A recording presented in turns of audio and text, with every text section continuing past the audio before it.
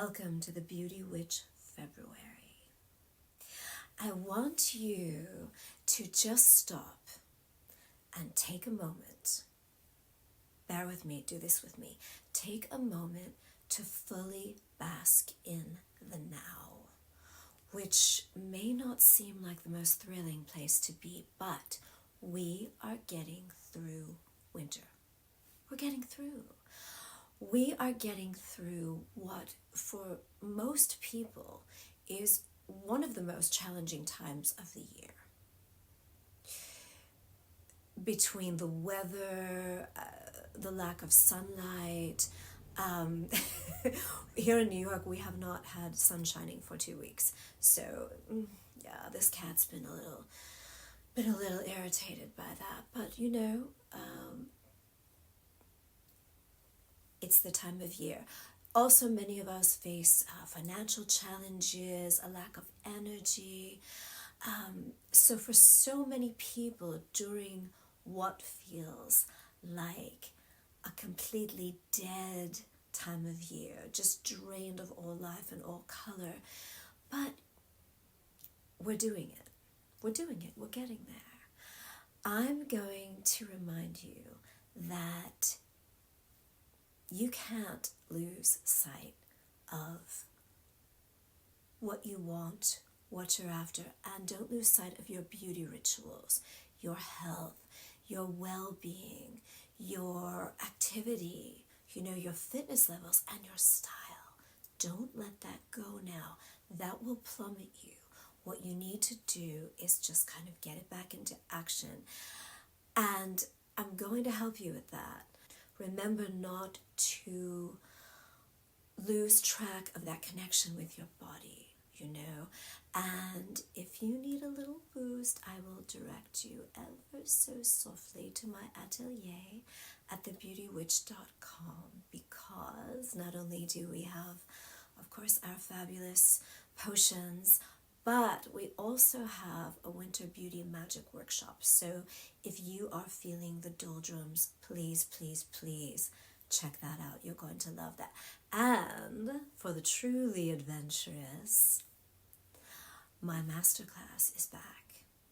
It's called Venus Rising, and that is exactly what will happen. It's now open for registration just for a couple more weeks, just till the 16th of February. So get in on that. That is going to last you a lifetime, and it's something that you are going to be able to refer to over and over again. It's a gorgeous, gorgeous immersion experience in beauty, in sensuality, in well-being, allure, and confidence that you're going to need, okay?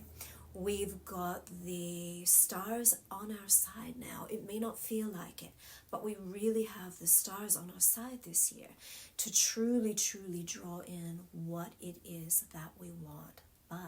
But we have to be in our power to have that, to really draw the right things in, because you can magnetize anything, not always a good thing. So check this out. Links are below in the description area, and I'll see you there. Because February also ushers in something that's actually seems quite subtle, but it's quite crucial. What is it? We enter February's gray, bleak, and rather dreary vignette with the very first signs of life, new life, the Sabbat of Imbolc on February 1st, where we celebrate the witchy holiday that, it's not one of the more popular ones, but it's so significant because it's the change of the crone into the maiden. And with her, the very, very first beginnings of new life, the very first little twinkling of spring. It is the return of the sun the return of the sun is honored, even though we don't really get to see it that much. But what we can see is the new agricultural life beginning beneath the watchful eye of none other than Bridget, the goddess who, she's amazing. She bears the gifts of knowledge, inspiration, and also the healing power of the sun. You see? So spring isn't so far out of reach after all. One more month and she's here, no? So let's get out of that funk, okay? Because we also arrive here this month cloaked in airy Aquarius vibes. So this is a highly, highly innovative time. Don't forget this. This is a time where our thoughts can really, really shape our creations. Our thoughts can shape our creations. This is powerful. All of those ones we've been working on all the past months, we've been talking about it. We've been strategizing now, laying it all out, getting our ducks in a row, so to speak, getting through. Though Aquarius is about the collective, the community, groups, specifically though, it is about standing out with your own individuality within those groups. Aquarius is many things, but this concept of standing tall in what makes you unique, different, special in the group collective. So now we have begun to plot our course to the goals that we want to achieve for spring, which we wish to see burst up from the ground. And we not only connect with the right people to help us on that path, as we've been talking about, but we also solidify who we are in relation to the community. So in relation to others. Okay, so whatever that looks like for you, and it's probably going to be in many different places, you're retaining your own independence in group situations. So this is terrifically important in your workspace. Terrifically important in your workspace, especially since this is what we've been talking about as we go forward and all the planets aligning for this year. So we've found our people, or we're still in the process of finding our people. And how do we stand out? It's also very interesting to catch ourselves in social situations with this energy. How do we stand apart, but yet get on with others? How do we show up in social situations and interact? And if you are fighting for a cause, now is the time to connect with like minds. In fact, Aquarius is all about connecting with like-minded people. So when we're starved for intellectual stimulation, well, you can connect now. Now you really can connect much more easily, whether it's in a work situation, a social situation. You can really find those that you find interesting. It's funny, I have 0 Aquarius in my natal chart, but I cannot stand small talk. I cannot. I find myself having it quite often, but I don't love it. Must be that old devil Scorpio moon of mine. But you will find that in social situations, you really don't want the small talk. You kind of want to seek out those people that you really find very, very, very interesting. It's going to be interesting to observe ourselves and catch ourselves in social situations where we want to strike that balance because we're looking for stimulation. We're not looking for small talk, but we don't want to appear aloof. So it's going to be an interesting thing to observe how we retain our own sense of individuality, but still get on with the crowd. Now we have the Aquarius Tarot card, the power card for Aquarius.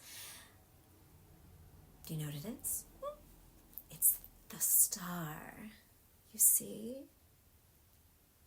And the star is about renewed hope and faith. You know, think about that light up in the sky. It's about inspiration. And it reminds us to connect with our inner wisdom. Okay, connect with that inner wisdom. And if it feels dark, just look up. You'll see that little star. And this one is from the Aquarius deck by Dawn Aquarius. It's a great deck. So naturally, the Aquarius vibe is amplified by the other planets doing their thing, right? So we have all the planets now either romping or beginning to romp about in the sign of the water bearer. And what does this mean? Well, let's start out with our very chatty friend Mercury entering Aquarius. Now this happens on February 5th. So this is early in the month. And you're going to feel the switch, because here is where all of those innovative, far-thinking ideas now become communicable. They start to get communicated to others, to those influential people that you are starting to connect with in those groups. You see why this is so important to get out there and interact. So we're making plans, obviously, and now we're getting ready to share those plans with others. We're getting others excited about what we're doing. We're getting the right people and the right timing. And there is an excitement for sure, but there is also a certain neutralness to this vibe. There's a certain detachment that comes with Aquarian energy. Remember, Aquarius is ruled by air, so this is mental. This is not emotional. This is a very thought-based energy. So there's this very friendly, likable, affable aspect to Aquarius, and yet there's a detachment. And actually, this works in your favor, because we've got plenty of emotional signs coming up. We've got plenty of emotional energies coming up. But now, others instinctively want to come to you. If you're pulling back just ever so slightly, think about that. Think about how that works. You take a slight step back, people go forward. You seem a little bit detached. What happens? They advance. So this is the way to create change. And don't be afraid of the unconventional. Aquarius is also very known for being unconventional. Don't be afraid of that, because this is about what is working for you now, and this way of sort of thinking outside of the normal parameters works for you. Now, this doesn't just apply to the masses, okay? What is unconventional to most people. This is what is unconventional to you. So taking a step in a direction that you might not normally take a step in, or trying something, it's a little, I want to say taking a risk, but you don't really. It's thinking in a broader way. It's innovation of thought. So it's how can you see a more interesting approach, or maybe a fresh approach that you had never considered before? Or if someone, let yourself go there in your mind, but also if someone suggests something to you that you're like, oh, I don't know, go with it. Go with it. Because I think you're going to find it works really well for you. Now, this also finds us landing, oh so briefly, to rest on the branch of our new moon. Our new moon this month, of course, is in Aquarius. It's on February 9th. And this needs to be weighed, this moon, a little bit, because this new moon occurs at 5:59 p.m. Eastern Standard Time. But also goes void, of course, at the exact same moment. I personally would not work any energies with a void, of course, new moon. I wouldn't do it here. I would let the present vibrations, the present cosmic alignments, simply do what they're doing. I would let them simply keep doing the work while I remain kind of just at the ready, you know. There are actually two ways, though, that you could work this lunar energy. And you might want to do them in conjunction. That's actually what I would do. Now, the first is we can go with the dark moon in Aquarius the night before. And what we can do is really kind of give that final death, that final ending, that final release to anything, any old energies, any old groups, communities, collectives that no longer have a place for us, no longer have anything to do with where we're going forward. That would be a really great way to work on that. You know, you're about to take a huge step up and out into potentially, you know, a huge shift in your world, especially in your work world. So letting go is needed. And this would be really a good time to do it, particularly anything that keeps us stuck in an old mindset, right? Go with the mental here, in an old thought pattern or patterns, and old emotional patterns, because it's moon. So I would really take a good look inside on that dark moon and see what's there. See what's stuck in there. Let it go. Nothing that holds you back should be remaining. Okay? It's time now for what will advance you. And that can be a tough look, but you do have to look at it. So nothing that holds you back. Okay? The second way that you could work this moon, and again, I would do a little bit of both. I think that's going to be the most effective. The way to work the lunar energies in conjunction with releasing and letting go the night before, I would actually also then look into embracing the brand new moon, the brand new energy, the very next day. So we have now, let's see, that will be in Pisces. And that's a way to really let now your creativity, your artistic sensibility, let that all loose, right? Your artistry, your dreams. Now you've cleared it out. Now let's start to create.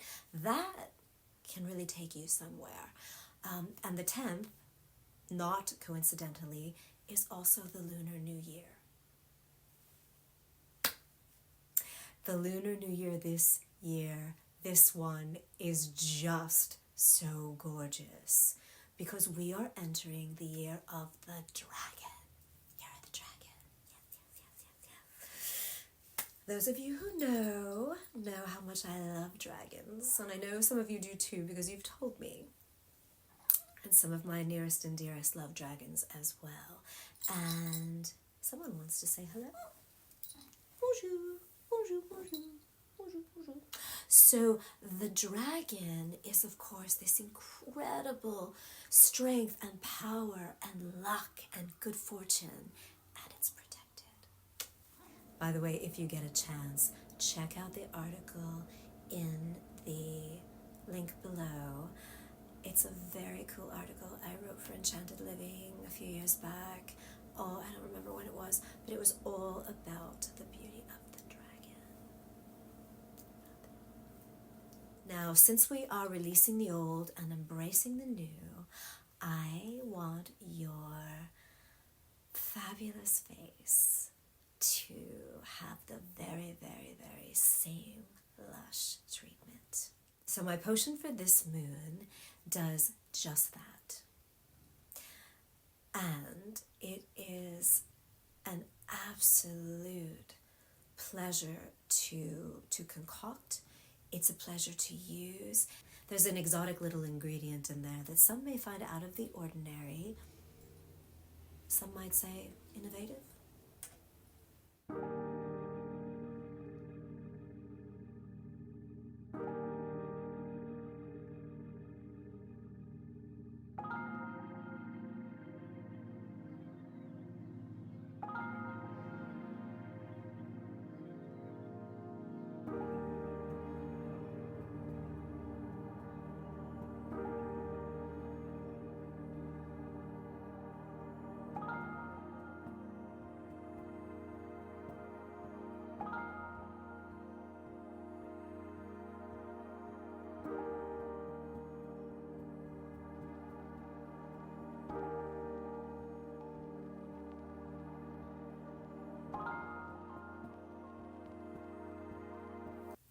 Now, on the 13th, we have Mars parading into Aquarius. And this is really cool because, well, Mars is really cool despite all his hotness. He really is. He's got a lot of appeal, that Mars, doesn't he? Now, where we start to feel this, where this shows up, is wherever Mars goes, you see energy goes. Energy goes. So there's drive, there's strength, there's power now, all set into motion because Mars moves. So everything is set into motion for change, for the future. So you're going to have this all set, you know, all that fiery spirit and all of that desire to move ahead. You're going to want to move ahead, even the most low-key of us. Now you're going to be able to figure out those unique approaches, and this is good. And speaking of romps, you know who is checking Mars out? Venus. She's now in Aquarius also, just 3 days later. So on the 16th, here's where you will really start to see some changes in relationships. Yes. And for the better, really. These are changes for the better. Anyone who fears change, please don't. Because you're going to be spending more time in group situations. You better be. You're going to be expanding the social circle. Your groups in general are going to expand and shift, and with that comes new opportunities.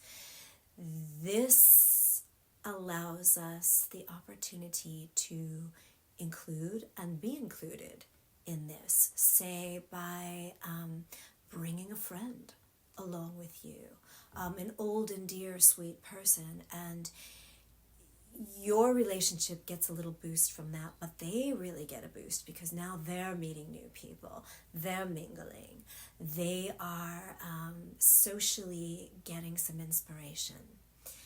And also, here's a good one with your lover, because again, finding a way to retain your individuality, finding a way to do this while, being who you are, being your own person, and yet you're part of a couple. So what does that look like? I will say Venus likes to pout. Venus likes to pout and possibly throw a little tantrum now and then if she's ignored. Venus does not want to be ignored. So be mindful. Be mindful of the person you're with. And you don't need to be glued to their side. You don't need to stroke their insecurities. No one wants that. No one needs that. But just check in with them a little bit. Little stroke, little wink across the room, little kiss. It goes a long way, trust me. Also, this gives us a chance for ourselves to check in with our own selves and, not be so needy. Not be so needy. Allow them to go off and talk to others and do what they have to do. And this is the time again for unconventional. And again, by that I mean something that's unconventional to you. So go somewhere you might not normally go. Be in a crowd you may not normally be in. Try some new things. You're going to love it. You're going to love to try new things. This is the time of year to do it. Now, of course, what happens in between Mars and Venus? Yeah, besides that. Valentine's Day. Yeah, Valentine's Day. Or, as I prefer to call it, Venus's Day. Get into that vibration a little bit. Venus's Day. So keep all of this in mind as you celebrate love with your love, or with your friends, or with even just your own time, taking good care of yourself. This next potion actually makes a fabulous nectar for anointing yourself, your body. Also makes a great massage oil. One thing I do want to also note while we're on this subject, okay, this one is interesting. I don't usually check in here, but Juno is retrograding right now in Virgo. This is important because Juno is technically an asteroid. However, Juno, in Roman mythology, of course, she was the goddess of counseling, protecting, keeping watch over women, particularly in contractual relationships. So in astrology, she represents marriage, committed partnerships of all kinds. And what's really important, right, to know is she's also all about the balance. Okay, think of equality, think of justice, fairness, give and take. So Juno retrograding in Virgo, well, there's a lot of potential here for nitpicking. Nitpicking in committed relationships, partnerships, marriages, business partnership. The thing you have to remember is it's all superficial stuff. It's not important. So stay realistic. Don't expect the other person to be perfect. There's no such thing. You're certainly not perfect. I'm certainly not perfect. Anything that's bugging you and you want to kind of pick on, not important. It's just not important. It's stupid, you know what. Everybody's flawed. And there is a way sometimes to find those things adorable. Sometimes it's not. But, you're going to want to keep this in mind for the next few months for sure. And dig all this Aquarian vibe around now, because on the 18th, our glorious sun now begins to shine in Pisces. And as we begin this new cycle, we are not only really potentially at a creative high, our artistic energies are really starting to come alive in Pisces season, but now you rely more on your intuition as opposed to thought. It is more emotional, absolument. You've got to be careful with that. but we've spent a lot of time thinking things through and being a bit detached, and now we are going with what we feel in here. It's also a very, very sensitive time.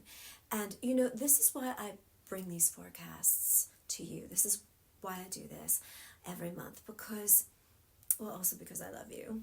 And I love the cosmos, and I love all the cosmic romping that goes on.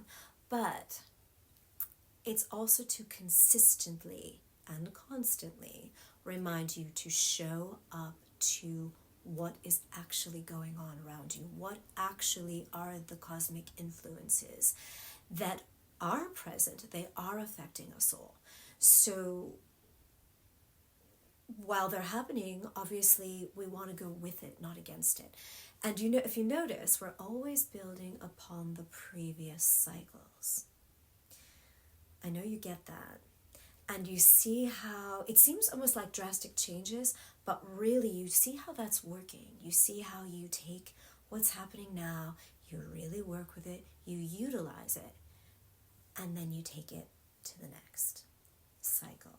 And you it's kind of like a wave, you know, going into the next wave. And I would even invite you to take a little bit of time, if you're new to the channel, particularly watching the past few months of forecasts, even the past few seasons. I think we started in May of last year, because even though they're past, you will understand how to work, how the energies work, how they build upon each other, and how they sort of roll into each other, and how you can use them really well. Now, Mercury shifts again this month. It does happen sometimes, and now Mercury is in fishy mode also. So we're going to take our communications from that intellectual but also slightly distanced, more mental Aquarian vibe now into a very compassionate Piscean vibe. It's much more of a feeling, as I said before. You're tapping into your subconscious. You're tapping into your intuition. You're tapping into, my mother would say, you feel it in your bones. Sometimes I say I feel it in my blood. But it's, you know, it's that creativity and our outward expression of that creativity to others in our interactions. So again, you can get other people excited about your creative work, your ideas. So you'll want to take advantage of that stimulation of artistry and give your brain a little bit of a break from overthinking, really, from anything that, also anything that's mundane, nothing that's mundane, and really just allow yourself to dream, really allow yourself to get colorful in your mind. Even go off on a flight of fancy, you know, just let it go. See what comes up. It's also a very good time to get it down on paper, whatever is coming up for you, because you're gonna forget it. That Piscean vibe, it can be so floaty and forgetful. I personally have a pile of notebooks that I work within. I have, you know, a million notebooks scattered all about. But I have one especially and specifically for poems and lyrics, little bits of prose. And, you know, I reach for that one, particularly on Pisces moons and also when we're in Pisces season.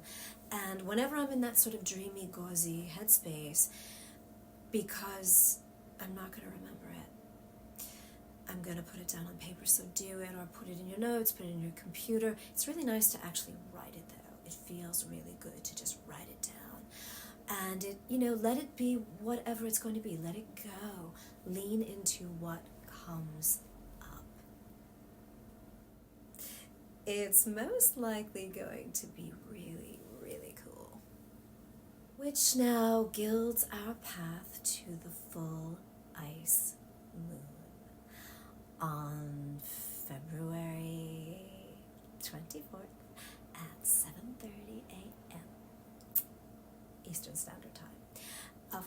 And this one is in Virgo. So any drag you may have been feeling or are still feeling, or any bouts of laziness you might be having. You might be feeling a little bit of laziness coming in from a Venus-Jupiter situation going on. That's going to need a little swift kick, because Virgo is going to insist that you get productive. You tend to details, even the little small tasks. Anything that you are kind of ignoring, you're lounging around, you need to get done, get it done, get it finished. This moon will help you to organize, any tidying up so that you can go forward in your plans. We can't stop now. We've been going. So do it. Get off your lovely rear.